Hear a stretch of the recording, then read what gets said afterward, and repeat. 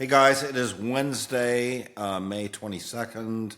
Bitcoin's just below 70,000, and this episode is about China, specifically China money printer go Brrr. So let's focus on this tweet by Tavi, and you can see what I'm talking about. So in 1995, the Chinese money supply in dollar terms was about nothing, almost zero, right? We crossed the U.S. money supply right around when Bitcoin was created in 2009. And right now, we're almost at 2x the U.S. money supply. So China is printing money like crazy. You think the Fed is money printer go Brrr? China money printer is going Brrr at twice the speed, and it's going up exponentially. So why do I think this is important? Because what China is doing is it is de-dollarizing, and 3 days ago, Balaji, who I think if you don't follow Balaji, he's great. China is de-dollarizing. Look at the rate of this de-dollarization, okay? In 2010, again, China, right around the same period, right? China was 80% using dollars for their cross-border trade, right? That number has been steadily going down with the exception of this Trump sanctions here. It's been steadily going down and is now 42%. Okay, so basically half the trade has been converted into yuan in the last 15 years. In the next 5 to 10 years, we're going to go down to 20% of China's FX. Now, why is this really important? Because, and I'll show this graph, because China is producing almost everything now, right? Let's look at, for example, steel. And this is again from Balaji. They've had almost a zero amount of steel production. And then really, again, since 2000, 2005, 2008, they're now producing half the world's steel, okay? So China is becoming the factory of the world. It is the steel production. It is the industrial engine, very much like the U.S. was in the Second World War. Right? It's taken them 50 years, 70 years, but they've completely caught up and surpassed us completely in terms of production. So the production way higher than us, and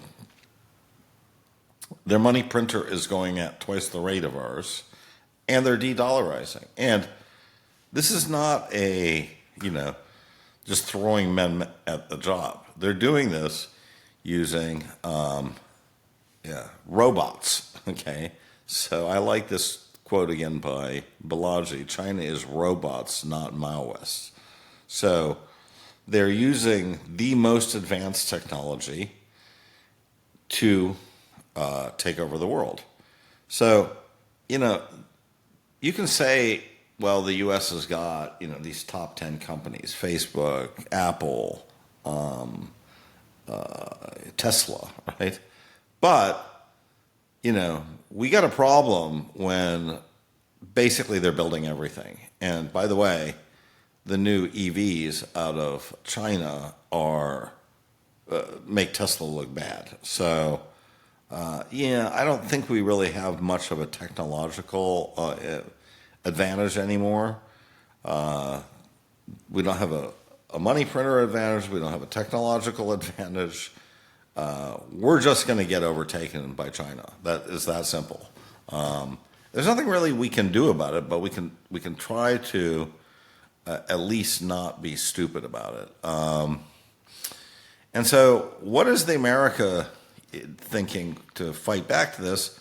Well, Paul Ryan thinks that stable coins are the answer, right? We're just going to push these stable coins and everybody's going to use the dollar, right? With these new stable coins. So we're just going to back tether or CBDCs. Yeah, I don't think so, right?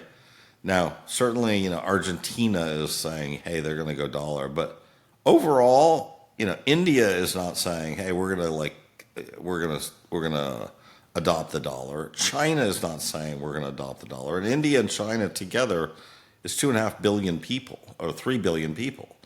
You know, the, yeah, it's true. Argentina, a few other countries.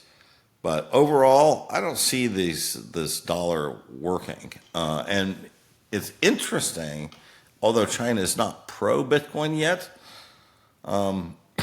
it, it is interesting that they are now planning to open the Hong Kong Bitcoin ETF to mainland China. So I could potentially see in this fight between the dollar and Bitcoin, China picking Bitcoin.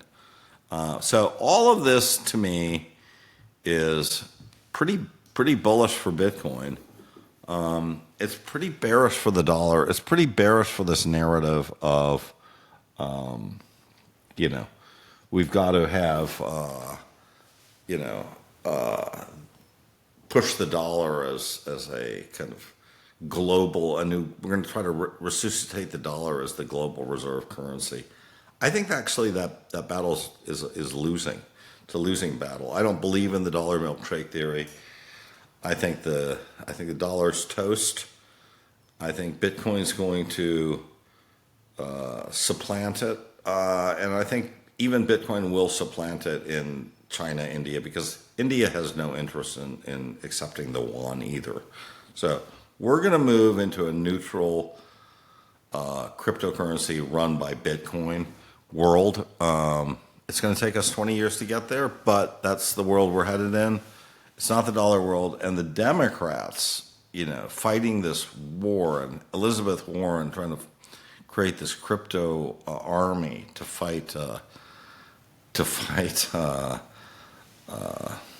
Bitcoin and crypto and put KYC over it. It's ridiculous. She's fighting the wrong war. These people are not, it makes no sense. What they need to do is make the U.S. more efficient so we can produce more things, we can have more pro-business things, so we can compete with China. Europe's already given up on that as far as I can tell, but the U.S. may be giving up on it as well. And if you buy Bitcoin, it doesn't matter. You can escape this thing, but I'm not sure I have too much hope for the U.S. That's it.